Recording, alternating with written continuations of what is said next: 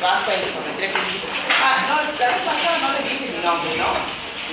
¿O sí? No, no le dije.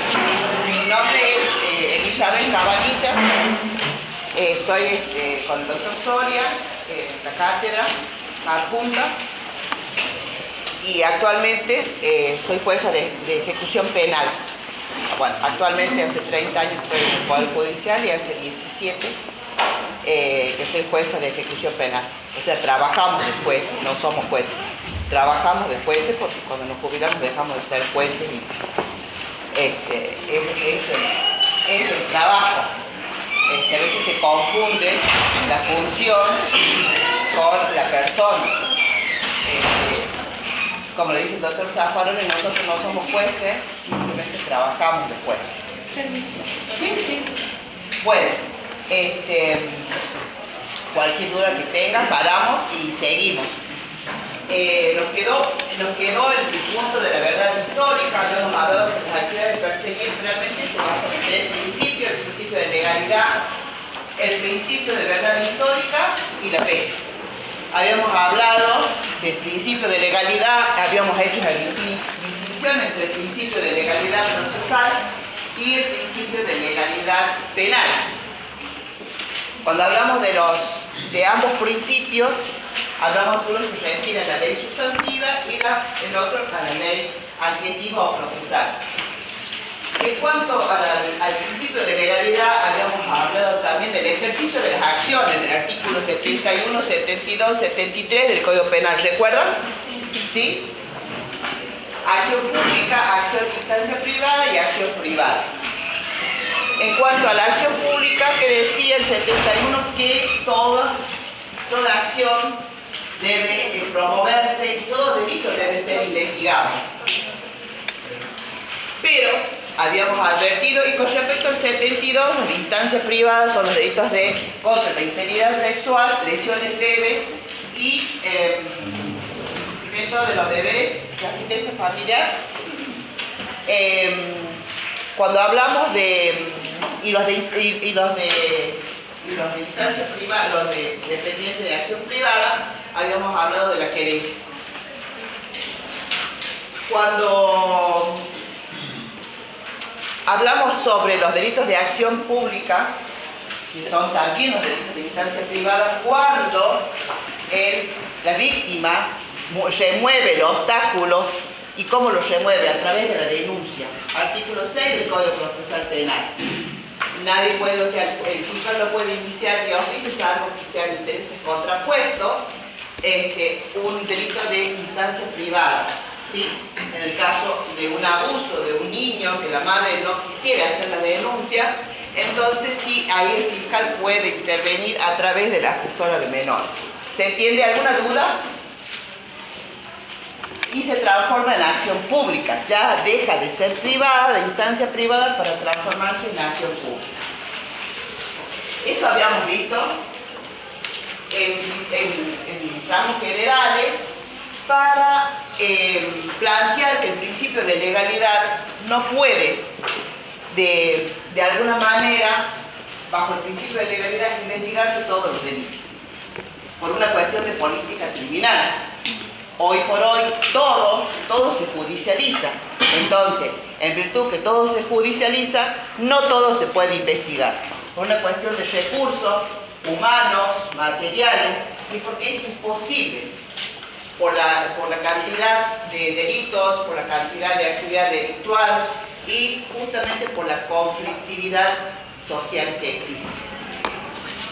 En virtud de ello aparece el principio de oportunidad, es decir, que le da la oportunidad el derecho en esta instancia del principio de legalidad, que todo se debe investigar, y dicen, bueno, hay cuestiones que por política criminal, por razones de severidad también, y para poder mantener la paz social, se han generado algunos institutos como la probation, la suspensión del juicio a prueba, o también podemos hablar del principio de oportunidad reglado, para poder descomprimir este compacto conflictivo de la sociedad, en el caso de algunos en el caso de algunos delitos, más precisamente, pero saben que la probation es para los delitos que no superan los 3 años. También tenemos otra de las alternativas, es la mediación penal, que está, la ley ha sido aprobada en Catamarca, pero no está vigente. Y también tenemos la reparación del daño integral en el artículo 59 del Código Penal. ¿Me siguen? Serían 3 alternativas que vienen a ser una excepción a ese principio de legalidad que todo se investiga, y acá se le da la oportunidad al órgano predispuesto, que en este caso es el Ministerio Público Fiscal, para que pueda de alguna manera descomprimir la conflictiva delictual y aplicar estos institutos que se encuentran regulados en el Código Penal, tanto la probation como la conciliación o la reparación integral del artículo 59 del Código Penal, y la mediación penal, que es una ley provincial que está aprobada pero no está vigente, que es también para los casos de los delitos de menor cuantía. ¿Qué es la menor cuantía? El hurto de un celular, el hurto de una goma de auto, de una garrafa, de ropa, cosas que realmente afectan el bien jurídico protegido, pero de alguna manera lo que se busca es reparar, buscando que la víctima se le pueda compensar a la víctima el daño que se le ha ocasionado. Bueno, eso era como para entrar, como para que digamos, bueno, hemos finalizado con el principio de legalidad, bueno, ahí se hizo algunas críticas al principio de oportunidad, porque decía que no podía seleccionarse determinados delitos y dejar el resto. Sin perjuicio de eso, en esta síntesis es lo que habíamos visto en la clase anterior. En esta clase vamos a ver la verdad histórica. Sigamos, ¿no? Esto ya lo hablamos. Sigamos. Sigamos. Ahí está. Bueno, acá yo les armo una especie de cómo es el proceso. O sea, que ustedes ven todos ahí o algunos no ven. De todos modos, Natalia se nos va a poner en el plan para que ustedes lo tengan. Es una pena que esto no esté acá, pero bueno, sale. Hablamos hoy del segundo principio de la persecución penal, que es la verdad de la acusación. El otro principio. Nosotros acá tenemos un esquema de lo que es el proceso culminado con todas sus etapas. Investigación penal preparatoria, juicio, y llegamos a una eventual condena o absolución. Tengan en cuenta esto. La IPP es la investigación penal preparatoria que se inicia con... ¿Cómo se inicia? Denuncia, ¿qué más? Una comunicación telefónica, ¿sí? Que la policía le hace al fiscal porque alguien llamó y dice, me están robando, lo han golpeado a alguien, hubo un accidente. Bueno, esas son las formas de iniciar la investigación penal preparatoria y siempre está a cargo del Ministerio Público Fiscal. ¿Se entiende? Bueno. Ahora, ¿qué necesita? Hay estados intelectuales que pasan por esas etapas, esas 3 etapas: investigación penal preparatoria, juicio y la eventual sentencia o absolución. ¿Qué necesita el fiscal? Un estado de sospecha. Eso lo van a ver en las próximas bolillas, que son estados intelectuales. Sospecha solamente para comenzar a investigar que alguien o algunos han cometido un delito. En esta etapa de la investigación, nunca olviden que siempre se requiere el estado de sospecha. Ahora bien, ¿H sería hecho delictual? ¿Hecho delictivo? sí. Acá, en la investigación penal preparatoria, es donde se pone en marcha todo lo que acabamos de hablar, cualquiera de las instancias del ejercicio de las acciones, ya sea una denuncia que ha sido realizada por la víctima, por representante de la víctima en el caso del 72, o porque se ha tomado conocimiento de oficio, que es el artículo 71. No requiere que la víctima pueda remover ese obstáculo. Nunca olviden que los delitos contra la integridad sexual se requiere que la víctima sea la que haga la denuncia, ¿sí? Aunque sea mayor de edad, con más razón, si es menor de edad, tiene que ser su representante, ya sea su mamá, ya sea su papá, porque puede ser abusado también por otra persona. Puede también serlo también la maestra que toma conocimiento, y la madre, me pasó cuando era fiscal que la mamá no quería denunciar porque era contra su pareja. Bueno, iniciada la investigación penal preparatoria, el fiscal ordena como primera medida, o sea, las primeras medidas que son la investigación del caso. Buscar individualizar a la persona que ha cometido el hecho, porque se puede haber recibido una noticia en virtud de la cual se pone en conocimiento un hecho. Por ejemplo, llego a mi casa y encuentro mi casa abierta, me faltan cosas y llamo a la policía. Entonces, ¿qué hay que hacer? El fiscal se comisiona el grupo de personas que va a investigar, si hay testigos, si hay cámaras en el barrio, se le toma la denuncia a la persona o se le toma un testimonio. Si se actúa de oficio, va a la policía judicial y comienza a hacer las actuaciones. ¿Alguien trabaja en la policía judicial acá? ¿Nadie? Se inician las actuaciones y luego se le toma un testimonio a la víctima, en virtud de la cual o se le invita a hacer la denuncia, para que manifieste en qué momento ella se ausentó, a qué hora. Se ausentó a las 6 de la mañana, volvió a las 2 de la tarde, o se ausentó a la noche porque trabaja de noche, volvió a la mañana y se dio con la novedad de que habían ingresado a su domicilio y le habían sustraído cosas. Entonces, ella va a dar un poco de detalle y personal va a comenzar la investigación preguntando si hay gente que vio, escuchó algo a determinadas horas o vio si hay cámaras, a veces hay barrios que sí tienen cámaras. Ahí comienza la investigación. Se individualiza a la persona, o sea, al que ha cometido el hecho o el llamado imputado, o imputados, porque pueden ser varios. Se individualiza, se trata de ubicar las cosas si se pudiera, o realmente se hace la recolección del plexo probatorio de todas las pruebas que va a dar fundamentos al fiscal para poder lograr imputarle el hecho por el cual viene señalado, ¿sí? Entonces, si hay testigos que lo vieron, si hay cámaras que lo filmaron, de su motocicleta, a él, personas lo vieron merodeando por el lugar, se extraen las huellas dactilares del lugar que puede haber tocado. Todo eso va sumando para la investigación. Ahora, una vez que tiene esos elementos, cámaras que lo pueden haber filmado, una vez que tiene esos elementos, el fiscal ordena la declaración del imputado, ¿sí? Que se encuentra en el 305 del Código Procesal Penal.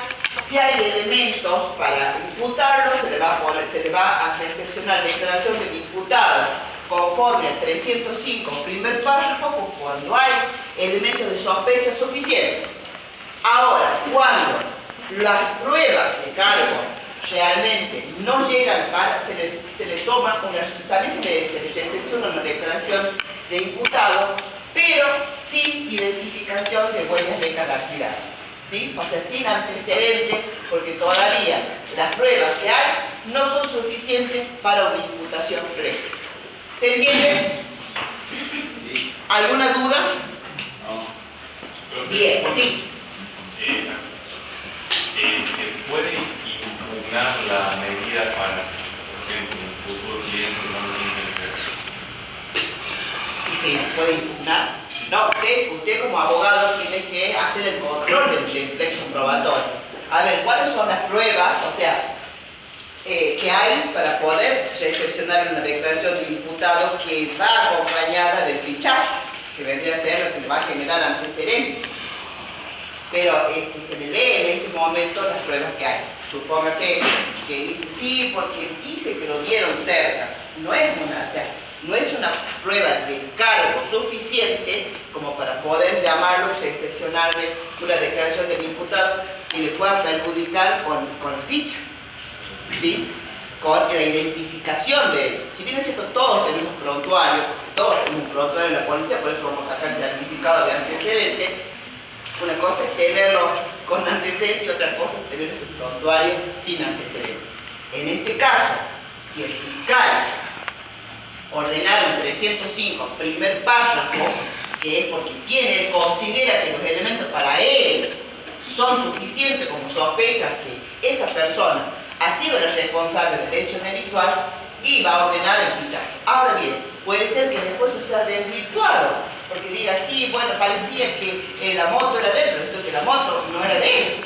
O sea, la moto era de él, pero era otra persona la que andaba. Entonces puede decir, yo tengo acá, puedo traer testigo, tengo una afirmación que estuve en el cumpleaños de Pepito, en ese momento, pero la moto yo la presté. Entonces, ¿qué tiene que hacer el fiscal? Tomar testimonio de todo lo que dice. O sea, usted como abogado va a decir, no, yo mi cliente estaba en tal lugar y tengo los testigos y tengo la afirmación que estaba en el cumpleaños.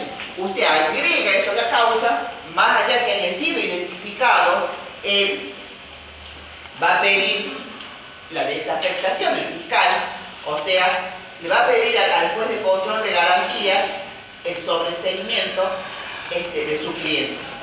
Pero claro, ahí su cliente tiene que decir a quién le ha prestado la moto, o bien se lo robaron. También puede decir, sí, yo estaba, pero me robaron la moto, o me la robaron hace una semana, acá está la denuncia, y andaba otro en la moto.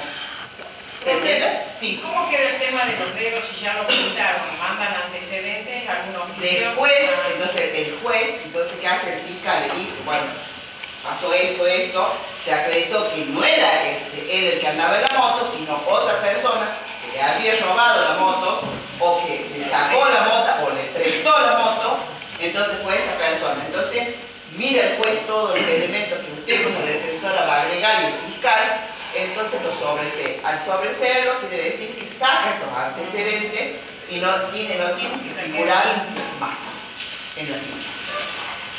¿Llegamos hasta ahí? Bien. ¿Qué pasa ahora si hay elementos? Si sí fue él el que realmente, entonces nos vamos acercando a la probabilidad. Ya dejamos de ser sospechas porque ya tenemos sí que fue él, andaba en la moto, y en un allanamiento le encontramos parte de las cosas que le faltaba a la denunciante en la casa. Llegamos con la probabilidad para llegar a juicio. Pero ¿qué pasa? Nosotros acá lo que les voy haciendo un proceso rápido para poder llegar al tema que es la verdad. La probabilidad va a estar dada por la verdad que se ha reconstruido, porque ese es el tema de hoy, la verdad. Acá tenemos una verdad que es una verdad, la verdad real de lo que se busca en el proceso penal. Es una verdad material. La verdad formal es la que ustedes ven en el proceso civil, es lo que las partes dicen que es. Acá, o sea, son las partes, los particulares, los individuos son los que construyen ese proceso y dicen, esto es así. En cambio acá, quien construye la verdad, el segundo principio de la persecución penal, quien construye esa verdad histórica de lo que pasó, es el Estado, a través del órgano predispuesto, que es el Ministerio Público Fiscal. A través de poner en movimiento ese andamiaje de la investigación, más allá que ustedes van a ver en la próxima clase conmigo los sujetos procesales, cuál es la actividad procesal de los sujetos procesales, se va a buscar lo que realmente ocurrió en ese momento de buscar la verdad. Entonces no es que lo que dice el fulano, no, pero yo voy en civil, yo puedo decir, puedo demandarla porque no me pagó por falsedad ideológica, no contesta la demandada, y el juez va a fallar con eso. Pero acá, una persona que ha sido señalada no puede ser imputada porque simplemente yo la señalo me robó tal cosa. Ah, sí, ¿y cómo? ¿Y qué pruebas tenés? No, pero yo creo porque le veo la cara, así que tiene cara de chora. ¿Cómo cara de chora? No, porque no. O sea, de por sí somos prejuiciosos, ¿sí? Entonces somos garofalianos, ¿o no? Pero acá nosotros no basta con lo dicho, que no me gusta la cara, que la vi pasar varias veces por frente de mi casa. No, hay que buscar el nexo causal de lo que ocurrió con la responsabilidad penal del individuo sospechoso para poder llegar. Por eso se trata de una verdad aproximada, de la verdad aproximada que se llama en el derecho penal. Para terminar, porque la verdad que se llama verdad por correspondencia. ¿Por qué se llama verdad por correspondencia? Porque se corresponde. ¿Sí? Disculpe, me interviene la parte, por ejemplo, el fiscal bajo sospecha, hace la apertura del IPT. Sí.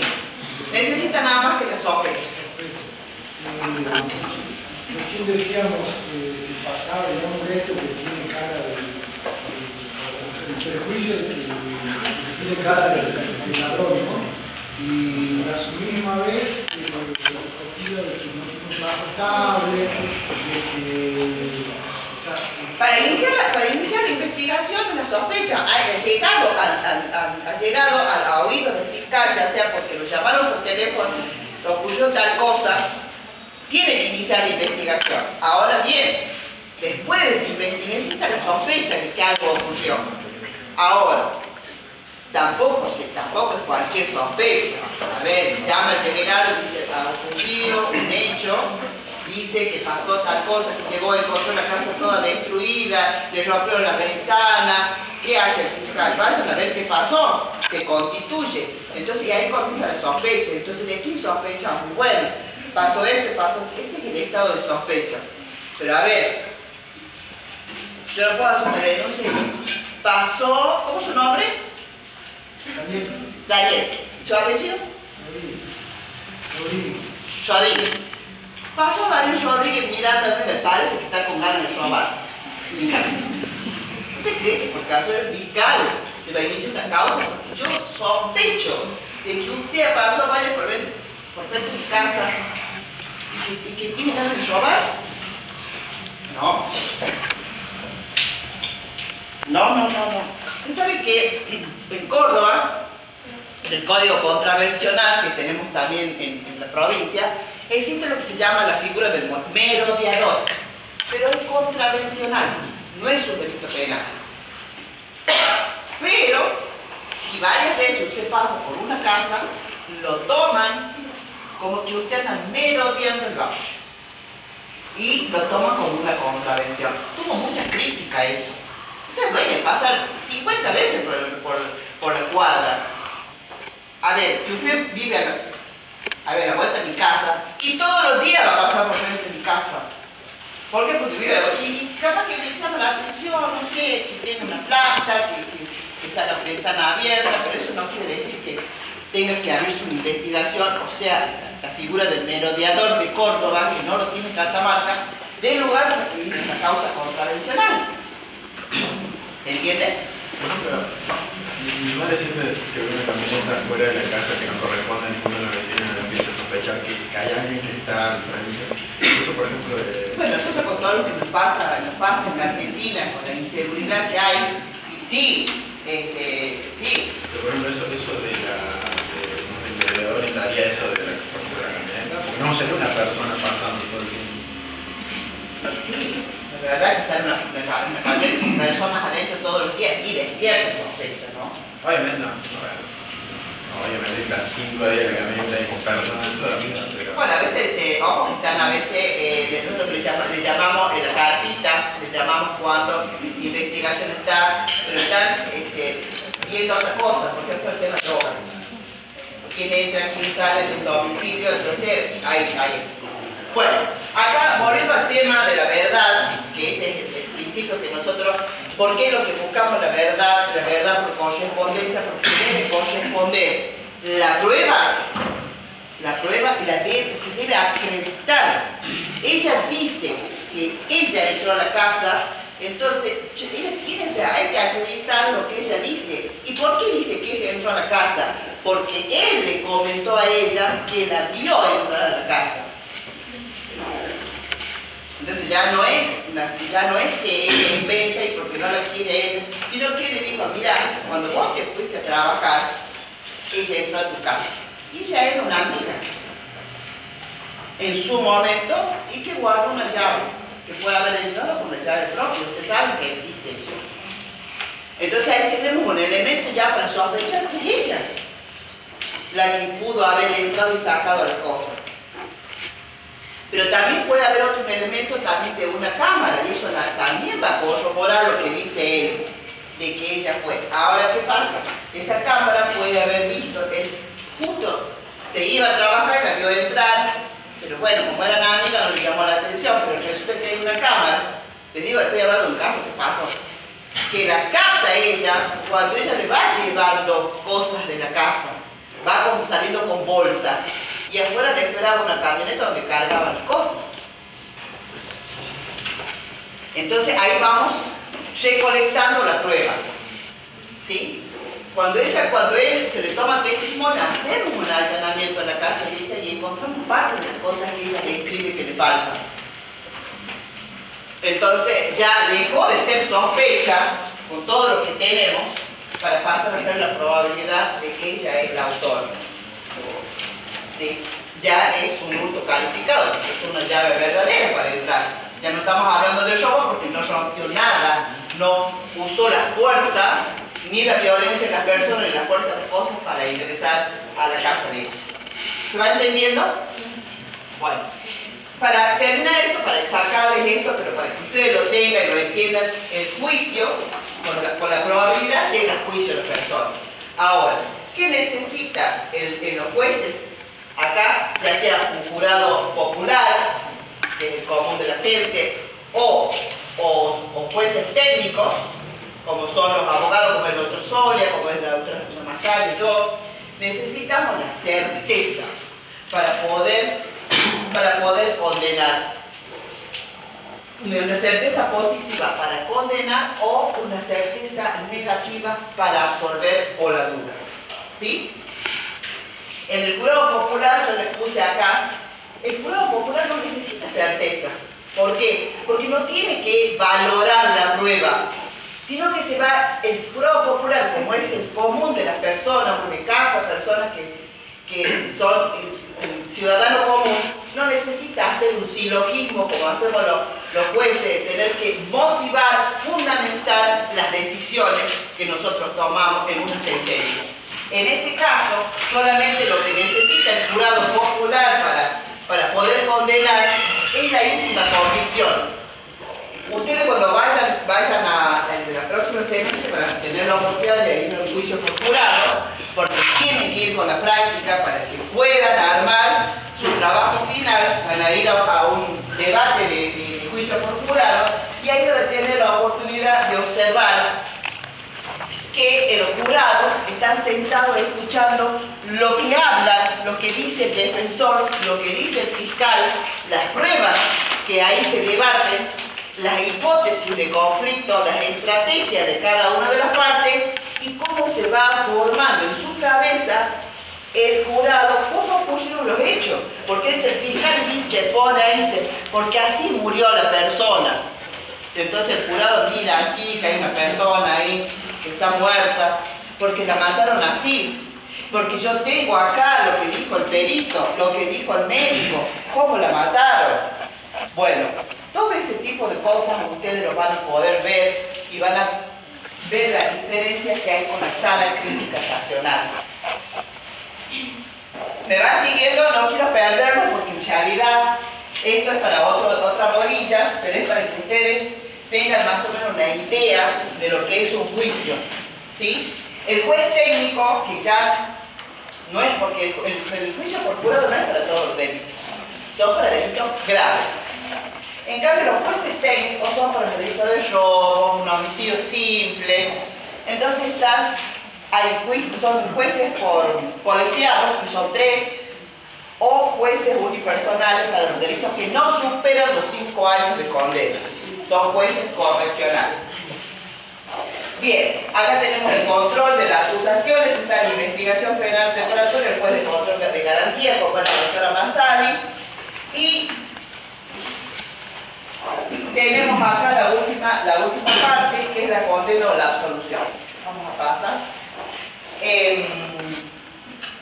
La verdad de la acusación. O sea, siempre el imputado goza de un estado, y es un estado de inocencia, un estado jurídico de inocencia. El imputado no tiene que demostrar nada. Por el solo hecho de guardar silencio, las garantías constitucionales lo amparan. No es necesario de que puede, obviamente, tiene el deber, la defensa, de aportar las pruebas de descargo para poder destruir las pruebas de cargo que el fiscal le va a imputar a él.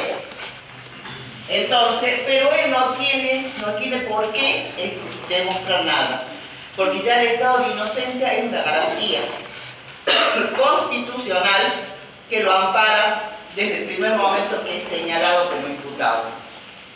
Ahora bien, vamos a ver la verdad sobre la acusación. ¿Qué dice el concepto? No es solo un concepto regulador de la teoría de la prueba, porque acá ustedes van a ver lo que es la teoría de la prueba, o si ya la vieron, no sé si la vieron anteriormente, que habla de todos los tipos de pruebas, que también lo van a ver acá de nuevo. Dice que no es solo un concepto regulador de la teoría de la prueba, sino un basamento de todo el sistema de garantía de procesales y penales. Es decir, si no hay verdad por correspondencia que haya podido el fiscal acreditar, no hay forma de que esa persona pueda llegar a juicio o pueda ser responsable de un ilícito. Por eso dice que el criterio de verdad constituye un requisito sine qua non, sí o sí sine qua non, para que cuando se trata de la imposición de una pena, la verdad tiene que haber llegado, tiene que haber salido esa verdad histórica de lo que pasó y tiene que ser correspondida con el plexo probatorio que el fiscal pudo coleccionar para poder probar la responsabilidad del hecho que se le indica al imputado. Por eso será legítimo penar al culpable verdadero siempre que su culpabilidad haya sido plenamente acreditada. O sea, ¿qué tiene que haber? Certeza positiva. Si hay duda, que es una garantía procesal, después del artículo 1 del Código Procesal, se debe absorber. Bien, es una exigencia del sistema, y si la verdad es la adecuación de lo que se conoce una cosa con lo que la cosa es en realidad. Lo dice Caperato. Bueno, acá lo que yo les expliqué, la verdad formal en el derecho civil, lo que las partes se conforman, aceptan como verdadero, pero no lo controvierten. En cambio, en el penal se va a controvertir todo, porque hay una hipótesis de culpabilidad y hay una hipótesis que resiste esa culpabilidad que intenta el Ministerio Público explicar. La verdad real o histórica, lo que históricamente pasó, es lo que hoy se tiene por la verdad por correspondencia, que se basa en la teoría del conocimiento de la teoría de la prueba. Ahí también les puse cuál es el concepto según Caperata, que en el proceso penal que se procura archivar es a la verdad real. Se la atribuye a una persona de un hecho delictivo que constituye el fin inmediato del proceso. ¿Qué es lo que se busca? Responsabilizar a esa persona o bien también poder desvirtuar los hechos que la incriminan. ¿Qué verdad? La verdad por correspondencia. No se olviden eso, la verdad por correspondencia, mediante el cual el conocimiento sea lo más correspondiente. ¿Por qué? ¿Por qué se dice eso? Sea lo más correspondiente. Porque no se puede, de alguna manera, reconstruir tal cual pasó. Cuando hay un homicidio, o sea, es muy difícil que si hay dos personas, el responsable cuente cómo pasó, ¿no? Pero para eso contamos con peritos. Y los peritos tienen la tarea de ir construyendo cómo fue el hecho. Si hubo defensa, si hay heridas de defensa, cuando la persona hace esto para defenderse, entonces encontramos heridas en los brazos, ¿sí? Porque hizo esto para defenderse. Heridas de defensa, rastro, la sangre, si la arrastró, las huellas que se dejó. Entonces eso se va reconstruyendo con todo lo pericial. ¿Por qué? Porque el imputado guarda silencio. Lo máximo que puede llegar a decir, la maté. Después, nosotros tenemos casos, yo estuve hace 30 años estuve en penal, nadie contó cómo ocurrió el hecho. Nadie, ni siquiera después que están cumpliendo condenas. Entonces la reconstrucción, de lo que estamos hablando ahora, esa verdad, la tiene que construir el acusador a través de sus auxiliares que son los peritos. Entonces, ustedes hoy son un juicio por jurado y yo les estoy contando que una noche una persona llegó a su casa y el esposo que la había estado siguiendo, la espera, la increpa, cuando ella va al dormitorio, la agarra de los cabellos y le comienza, la comienza a apuñalar. Entonces, ¿ustedes qué hacen? Se van imaginando cómo ocurrió. Pero ¿por qué yo digo de que ella llegó? Porque alguien contó que ella iba a trabajar y que volvió y que alguien lo vio a él quedarse en la casa y que la esperó y que no había violencia cuando entró a la casa. Ella entró con su llave, alguien estaba dentro y las heridas de él son compatibles con heridas de defensa de ella, porque encontramos en las uñas de él algunos vestigios de piel con el ADN y nos demuestra que lo arañó, que ella lo arañó, vestigios de ella, que ella lo arañó, en una suposición. Entonces ustedes que están escuchando se van imaginando cómo ocurrió el hecho, ¿o no? Ustedes cierran los ojos y ya ella entró, la llevó, la empezó a interpelar dónde estuviste, con quién estuviste, que hiciste esto, que hiciste esto, hasta que le empezó a pegar, se empezó a defender, ella lo araña y él la termina matando. Él guarda silencio. Esa reconstrucción lo están haciendo los peritos mientras ustedes están escuchando. Esa es la aproximación y la correspondencia que hay. No hay forma que nosotros podamos saber cómo realmente ocurrió. Les cuento lo que me pasó un día cortito para que estaba en un juicio y había dos personas grandes que dice, nosotros vimos pasar, habían entrado a una casa a robar en una camioneta y decía que era el robo en poblado y en banda. Entonces dice, ¿y usted qué estaba haciendo? Le dice el no, nosotros estábamos tomando vino abajo del callejón hondo, foquitos en las esquinas de la calle, que no se ve. ¿Y qué pasó ahí? Se le pregunta, ¿cuántas personas iban en la camioneta? 3. Habían robado las torres de sonido. ¿Y cuántas personas iban en la camioneta? 3, dice uno. Parece 3. Entonces, nosotros podemos hacer preguntas aclaratorias a los jueces, no preguntar como pregunta el fiscal, pero me queda la duda. Porque no dice, iba un menor, que decía en la investigación, decía poblado y en banda. ¿Por qué el poblado? Porque eran 3 personas. La integraba un menor. que nunca fue encontrado, pero se decía que andaba ahí.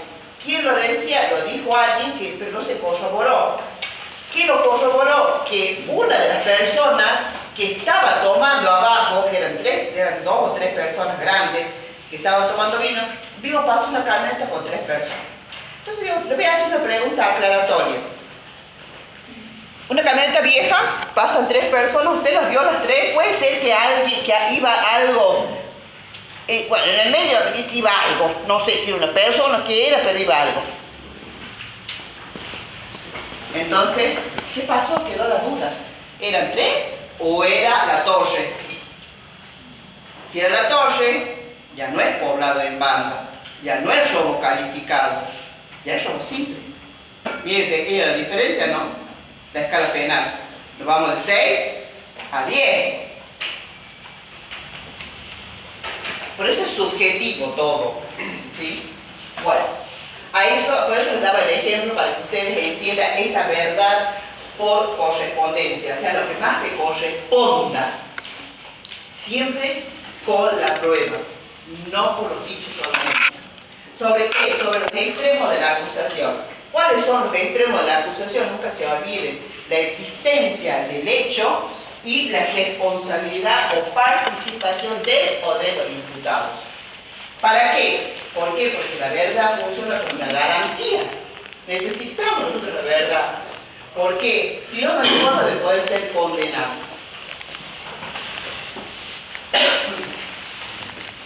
Bueno, esto yo les puse cómo se hace a través de esa reconstrucción, que son los elementos de prueba, los medios de prueba, el órgano de prueba, objetos. Eso ustedes lo van a ver en la bolilla, creo que 7, ¿no? Y dice, todo esto es siempre para probar los extremos de la acusación. ¿El delito existió? Pues un invento. ¿Participó esa persona? Siempre el nexo causal debe existir entre la persona señalada, el imputado, y el hecho que se le indica a esa persona.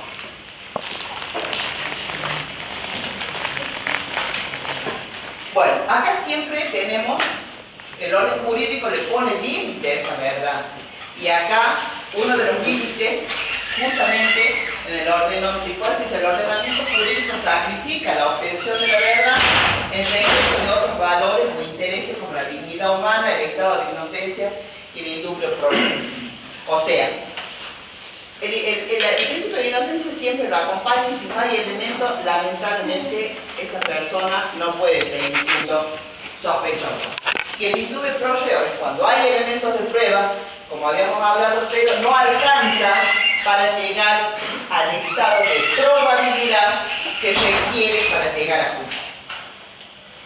¿Cuáles son las dificultades? El transcurso del tiempo. Cuanto más tiempo pasa, ¿qué ha pasado con la muerte del ministro? Cuanto más tiempo ha pasado, menos se ha podido investigar. Profe, pero ¿tiene sentido hacer lo que hicieron eso en Córdoba? O sea, después de 3 años se juntaron a determinar si realmente murió por muerte natural o fue un homicidio. Yo no lo sigo, yo lo que les di un ejemplo hacia el voleo de qué pasa con eso, como fue la señora que encontraron los huesos y que se pudo determinar que era ella por el ADN. Entonces, cuando más tiempo pasa, es más difícil. Lo que no se logró en 72 horas, no se logra. Entonces, el transcurso del tiempo es un atentado contra la persecución del ideal de la verdad aproximada que nosotros buscamos. Es como dice el dicho, cuando el tiempo pasa, la verdad huye. Exactamente. Y la otra es la equivocación en la percepción originaria, que es lo que yo les acabo de contar. Una cosa es pasar, ver una camioneta que van 3 bultos, y otra cosa que se puede calificar un delito, porque van 3, porque es el poblado y el bando, otra cosa que, sí, también pero no sé si el que iba en el medio era una persona o era una torre. Esas son las dificultades y los límites que tiene el momento. Bueno, esto es lo que hablamos con respecto. La acusación a cargo del Ministerio Público Fiscal puede ser comprobada o desvirtuada. de lo que hablamos recién. La comprueba con el plexo probatorio, con toda la prueba que puede colectar, o la tiene que desvirtuar porque no alcanza realmente para el estado de probabilidad que necesita. A través de un método probatorio idóneo que debe ser valorado conforme la sana crítica racional y la íntima convicción. La sana crítica racional es únicamente, y no lo olviden, para los jueces técnicos, o sea, nosotros. Nosotros tenemos que dar cuenta de lo que nosotros decidimos a través de una motivación y una fundamentación teórica. Motivar, ¿qué significa? Que cada uno de los elementos que llega a nosotros los debemos no solamente valorar desde lo material, sino valorarlo intelectualmente a través de la lógica, de la psicología y de la experiencia común que tenemos nosotros en este tipo de juicios técnicos. ¿Cuáles son los juicios técnicos? Los juicios que no van a ser sometidos a los juicios por jurado. Los juicios por jurado, que son los delitos graves, son los que están sometidos al juicio popular de los ciudadanos. Que el ciudadano no está obligado a motivar ni a fundamentar la decisión. ¿Por qué? Porque rige para ello lo que se llama la íntima convicción, que es el método probatorio para el común de la gente.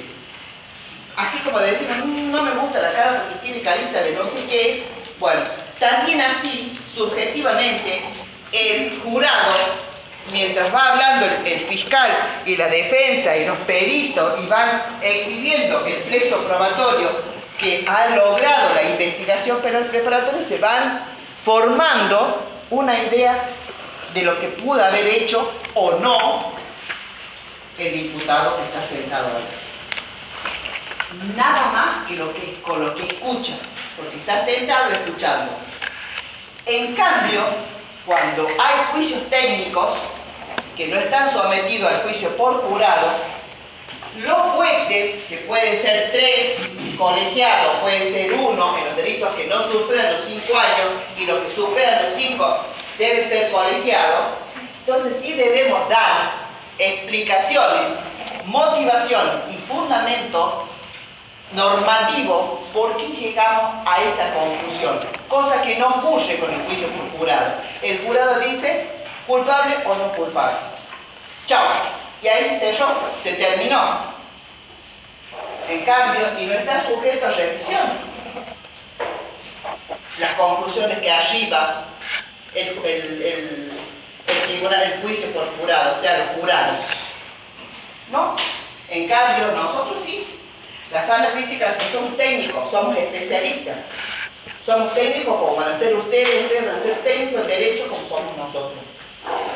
Entonces tenemos que aplicar la psicología, tenemos que la lógica, la experiencia y todo el tecnicismo que hemos logrado. Y el jurisdictio, al decir el derecho, tenemos que decirlo por qué lo decimos, por qué llegamos a esa conclusión, cosa que no está obligado el juicio, los jurados. ¿Se entendió?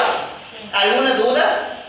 ¿No? Profe, después que declaran la culpabilidad en el caso del juicio por jurado, ¿cómo determinan la pena? Bueno, después se hace la determinación de la pena, eso lo aplica el juez director. Ya eso cuando lleguen ustedes a la bolilla, eso hay una bolilla específicamente del juicio por jurado, que después ustedes van a tener que ir a ver el juicio en la sala para que ustedes puedan preparar su propio juicio por jurado, que es lo que a ustedes nos va a aprobar o desaprobar al final. Esa es la audiencia de censura de pleno. Esa es la audiencia de censura, como dice acá Nati. Solo promocionando. No sé.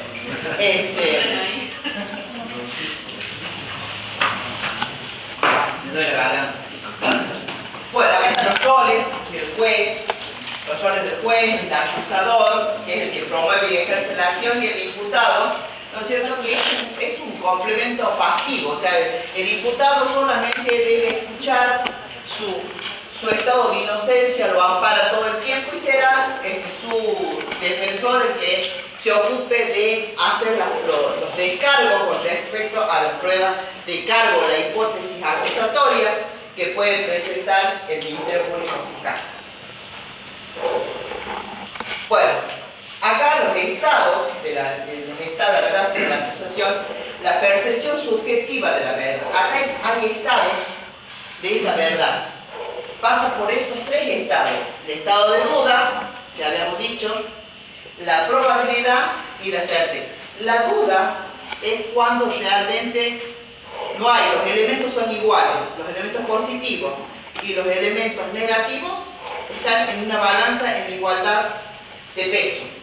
La probabilidad es cuando la balanza dice hay más elementos positivos, o sea, hay elementos de prueba para sospechar que ha cometido. Y la certeza positiva es cuando realmente se ha podido acreditar la participación, o sea, los extremos de la acusación. La participación del imputado, de los imputados, porque se puede ser, con el hecho por el cual ha llegado a juicio.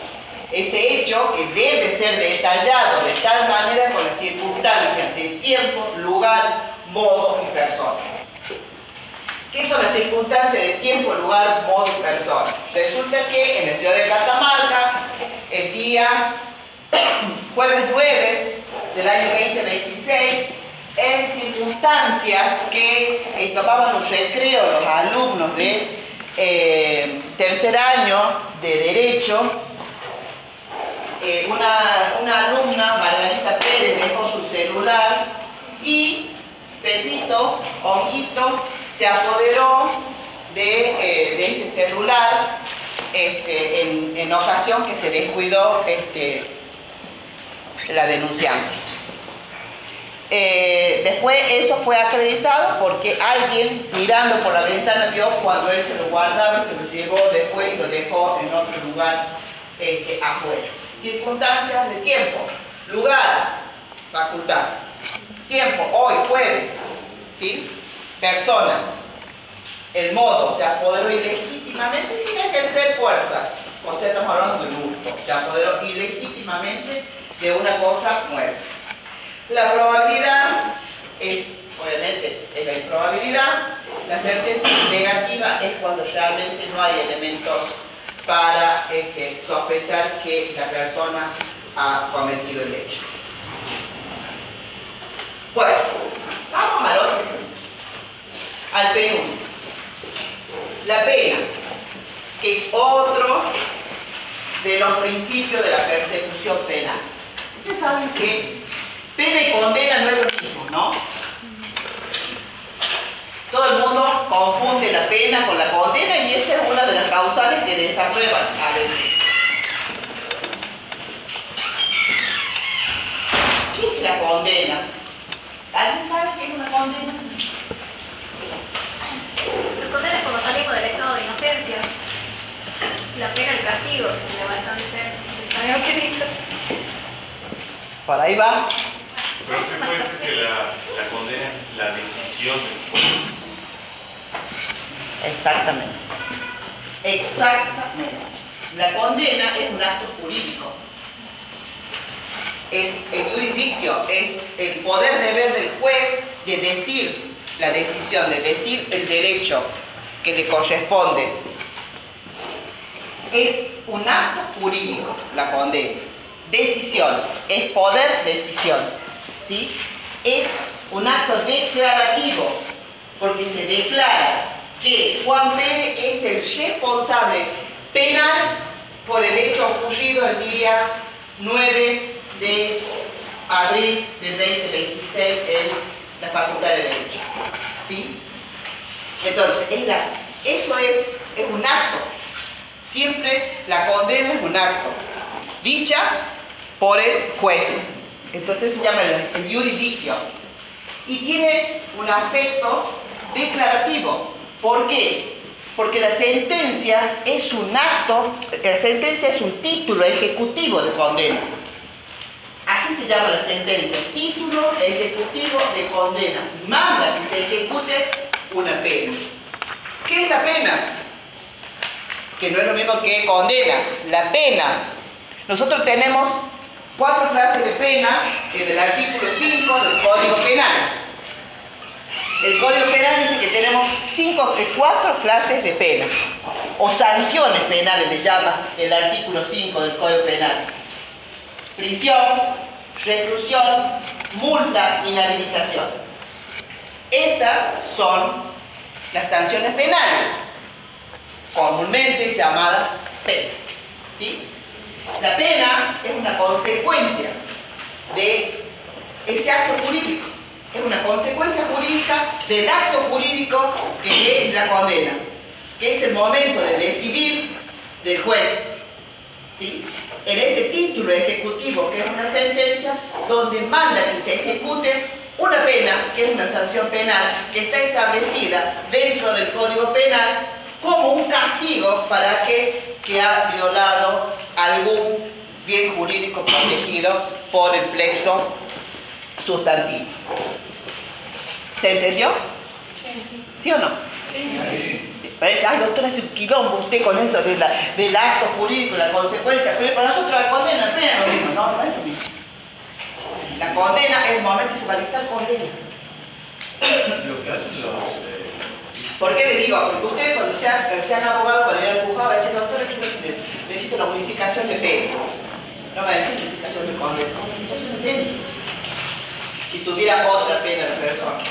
O ustedes lo van a pedir cuando vayan al juicio, en el mismo juicio decir, necesitamos que se unifique para no estar perdiendo más tiempo y se pueda hacer el cómputo. Eso es lo que el jurado no condena. Eso es lo que se establece la situación del culpable no. Claro. Después la después del código. O sea, hay delitos que no te deja escapatoria y dice perpetuo, dice el código es perpetuo. Ahora, los que tienen graduación son las penas, porque también tenemos penas temporales y atemporales. Las penas temporales son las penas que tienen límites. Es decir, 10 años, 15, y las atemporales son las perpetuas, que no pueden superar el máximo legal. El máximo legal son los 25 años del 79. ¿Sí? Dice que no puede superar los 2 máximos legales una pena perpetua. Es decir, ¿cuánto entonces sería? 50. Una perpetua.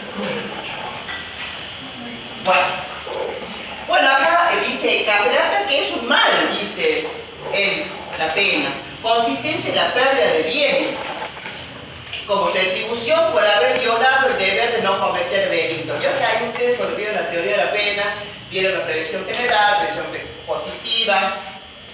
Bueno, él dice que solo puede ser impuesta por el Estado, obviamente.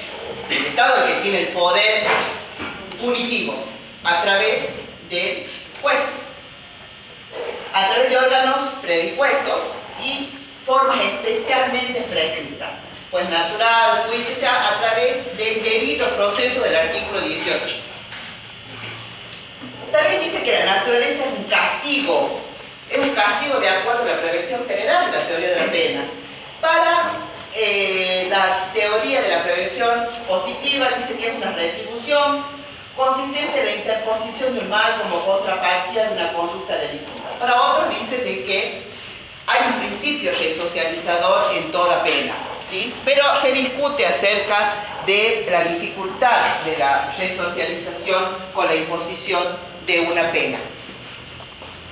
¿Cuáles son las condiciones de imposición que les pide ahí el programa? Se las puse: juez natural, imparcial, independiente, y que se declare mediante una sentencia o un título ejecutivo de condena que esté firme. No se olviden, porque ustedes lo van a ver, más allá de dictar el juez técnico una sentencia, hay una etapa recursiva que lo vamos a ver en la bolilla 14, que puede recurrir, dice no estoy de acuerdo, lo puede recurrir el Ministerio Público o el defensor del imputado. Tiene que ser a través de un proceso, artículo 18, el debido proceso. Ahí puede ser juzgado su juicio previo fundado en la ley anterior. Fundado en pruebas legítimas de cargo, que haya sido realmente controlada por las partes, tanto por el imputado como por el fiscal. La culpabilidad es sostenida por pruebas sin que exista duda alguna. Si hay duda, el dubio pro reo. desarrollado y recibido en un juicio público. ¿Sí? Bueno, eso con respecto a la pena. Nunca, por eso les hablé que no se confunda la condena con la pena. Porque la pena son las sanciones penales que están en el Código Penal. Y la condena es el acto jurídico de decir la sentencia o la decisión que archivó el juez luego del debido proceso. Bueno, como último tema, ahí describe el programa la acción resarcitoria del proceso penal. Ustedes saben que del proceso, lo vamos a ver en la clase que el próximo jueves van a ver conmigo, los sujetos procesales. Tenemos sujetos procesales que son esenciales y eventuales. Los esenciales es el imputado, obviamente, ¿sí? El Ministerio Público Fiscal, el de su defensor, obviamente, ¿sí? Y el juez. Pero las partes son únicamente el imputado y el fiscal, son partes. El juez no es parte. Ahora bien, dentro de los sujetos eventuales que pueden o no estar en el proceso, encontramos el querellante y el actor civil. El querellante lo van a encontrar en el artículo 88 del Código Procesal Penal, y el querellante lo van a encontrar, el querellante en el artículo 88 del Código Procesal Penal, que se relaciona con el 8 del Código Procesal Penal, porque ahí están los herederos de la víctima, y el artículo 95 del Código Procesal Penal, que está el actor civil, el que persigue la reparación del daño que surge del delito. Si bien es cierto, en el proceso penal, eso es lo que se ha discutido, ¿por qué el proceso penal pone la cuestión civil adentro del proceso? Cuando realmente hay un fuero civil que puede hacerse cargo de eso. Por el principio de economía procesal, se ha interpuesto dentro del proceso penal la posibilidad que la víctima pueda constituirse y pedir, solicitar la reparación del daño causado. Por eso se llama acción resarcitoria del proceso penal. Si se apela esa decisión, ¿a qué tribunal va? ¿A uno civil o a uno penal? Ahí te voy a explicar. Ahí vamos. Bueno, estamos en el proceso penal. Ahí vamos a ver. ¿Qué es lo que busca la acción? Logra la restitución del objeto del delito o la indemnización del daño moral. Daño emergente, lucro cesante, causado por aquel ilícito, siempre que se trate de delitos dolosos o de homicidios o lesiones gravísimas. Culposo, en principio no, pero actualmente sí. Usted sabe que los accidentes de tránsito, donde ocurre la muerte, hay lesiones, sí se pide la reparación y hay acción civil. La acción civil, la que nace de los delitos incriminados en el Código Penal, cuyo fin es la reparación del daño causado a través de la restitución. No se confunda con la reparación integral del artículo 59 del Código Penal, que extingue la acción. Pregunta de examen. ¿Es lo mismo? La acción civil, pregunta de examen, pregunta capciosa y peligrosa. Es lo mismo el artículo 95 del Código Procesal Penal, acción civil, que el 59 del Código Penal, en la reparación integral. Una extingue la acción y la otra, ¿qué hace? Busca la reparación del daño. Y está inserta dentro del proceso penal. Sí. 95 del Código Procesal Penal. ¿Quién tiene el Código Procesal acá? A ver, lea la primera parte para que cuando se anoten todo ahí en el programita, no sé dónde, o en el. De acuerdo.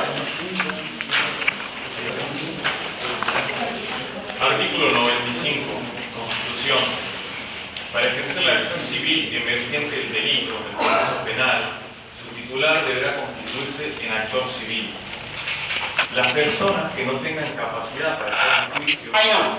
Entonces, vuelvo de nuevo. Para ejercer la acción civil emergente del delito... Ahí está. Ahí está. Dice que debe emerger de un delito la acción civil. No se confundan con la querella del 88, porque son las mismas presentaciones en la IPP. En la investigación penal preparatoria, la víctima se constituye como querellante, que es, eso lo vamos a ver en la próxima clase, que es a los fines de coadyuvar en la investigación penal. Ayuda, lleva prueba, lo coadyuva, es como dice Cafferata, se sube en las ancas del caballo del fiscal y lo acompaña. En cambio, el actor civil y la querella se plantea en cualquier momento de la investigación penal preparatoria, lo mismo que la acción civil. Son dos cuestiones diferentes. En las dos son personalmente o con el patrocinio de un abogado, o bien se le da un poder. Cuando ustedes sean abogados, pidan un poder especial. Entonces se le da un poder especial donde se especifica que es para la causa tanto, para la reparación en el caso de la acción civil, para la reparación del daño causado. Y en el caso de la querella, también es una presentación, tiene que estar bajo sanción de observar lo que se debe colocar en cada una de esas presentaciones. Una es una presentación de querella para ayudar en la investigación. Y la acción civil es otra presentación para pedir el resarcimiento del daño causado por el ilícito penal. ¿Se entiende? Una es el 95, la acción civil, y el 88 es para la querella. ¿Se entiende? ¿Alguna duda? El artículo de este que habla de la separación, que extingue la acción, ¿cuál es El 59 del Código Penal. Esa es una reparación integral. Ese es lo que comentaba el doctor, ¿se acuerda? El doctor Pedro la vez pasada, que hubo problemas con el doctor Maidana, cuando hubo la reparación integral, se homologó, porque está previsto en el código, no es que sea un invento del fiscal, todo el mundo lo puede hacer, porque si usted quiere que yo le pague la puerta, y usted no quiere que yo vaya presa, usted quiere que yo le pague la puerta que le rompí, a patada, de su auto, de su 308 nuevo. ¿Usted cree que no le importa que yo vaya al penal? ¿Usted qué quiere? Entonces, si yo le digo, bueno, yo le hago arreglar no sé cuál es el mejor taller acá, le pago todo, y bueno, eso está contemplado, ¿sí? Y se extingue la acción. Es lo mismo que la probation, también extingue la acción, ¿sí? Profe, usted dijo que no es lo mismo la querella del 88, no confundir con el efecto de ayudar a la investigación penal o coadyuvar. Coadyuva, que coadyuvar es ayudar. O sea, ¿qué es lo que hace el querellante? Ayuda, se sube al alca del caballo, como dice Cafferata, y lo ayuda al fiscal y dice, mira, acá tengo esta prueba, acá encontré un testigo, acá esto, acá este otro. Ayuda para qué? Para la individualización, porque la querella se puede constituir, tanto la querella como la acción civil, ahora lo vamos a ver, se puede constituir sin estar individualizado el imputado, ¿sí? Porque puede ser que se esté investigando quién es el imputado, pero ya puede que hubo un problema ahora con los querellantes, que no se los querían recibir a los querellantes del ministro, ustedes han leído en los diarios, que no se los quería aceptar porque no estaba individualizado cuál sería el autor del hecho. Les doy un ejemplo de esto porque ustedes lo deben haber escuchado. Pero está el querellante, que es un abogado, él es el querellante que colabora en la investigación de la causa. Bueno, ahí se los puse el actor civil, ya lo leyó su compañero, y dice, para ejercer es largo, pero yo le puse la primera parte, es que para ejercer la acción civil emergente del delito en el proceso penal, su titular deberá constituirse en actor civil. Ahí dice cuáles son las facultades. Puede actuar dentro del proceso, o sea, ir, averiguar, investigar, o sea, preguntar cómo está la situación, lo mismo que el querellante, está obligado el fiscal a informarle cómo va la investigación. acreditar el hecho, mire que hay existencia y extensión del daño causado. Tiene que decir cuál es el daño que ha causado esto, ¿sí? A ver, la muerte de una persona en un homicidio. Entonces una persona joven, daño emergente, núcleo cesante, lo que pudo haber hecho, lo que pudo haber estudiado, lo que pudo haber trabajado, lo que pudo haber hecho. Bueno, eso es el daño emergente y el núcleo cesante. Entonces él puede acreditar lo que esa persona aportaba, no solamente para él, sino aportaba al hogar, que tiene familia. Eso es lo que tiene que... ¿Por qué? Porque acá no solamente se va contra la persona, o sea, contra el imputado, sino también, en un caso vamos a ver, que también se va con la aseguradora o el civilmente demandado. ¿Qué pasa si yo presto mi auto de Uber y la persona choca y mata a alguien? ¿Quién es el dueño del auto? ¿Quién es el demandado civil? El imputado es el chofer, que también puede ser solidariamente, si se le pone el actor civil, puede ser también el demandado civilmente. Pero si yo tengo seguro, ven a la aseguradora también, tercero responsable, civilmente responsable también el asegurador. O sea, vamos tres a llevar a juicio. ¿Se entiende? ¿En qué instancias? Personalmente, como les contaba, mientras está el proceso abierto, se constituye escrito el abogado o la víctima con el patrocinio y debe hacer un relato del hecho, individualizar a la persona, o sea, al imputado, si tuviere, si no, a individualizar un relato. En este caso debe acreditar el daño que ha causado ese hecho. ¿Qué es lo que deja de percibir esa persona por ese daño en la acción civil? Ahí dice, bueno, el personal, ¿cómo es la instancia? Personalmente, los demandados. Procede aún sin ser individualizado y contra todos. Si hubiera varios, contra todos pueden ir. ¿Sí? La oportunidad, tanto el querellante como el actor civil, se puede constituir antes de la clausura de la investigación penal preparatoria.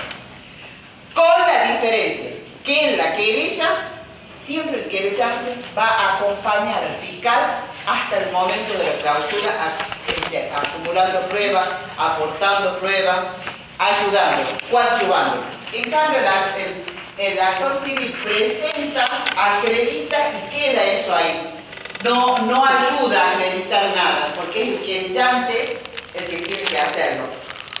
Tiene que acreditar el actor civil el daño que ha causado ese ilícito. ¿Sí? ¿A dónde se va a tratar la acción civil? En el juicio. En el momento antes de iniciar el juicio, ahí se trata la acción civil.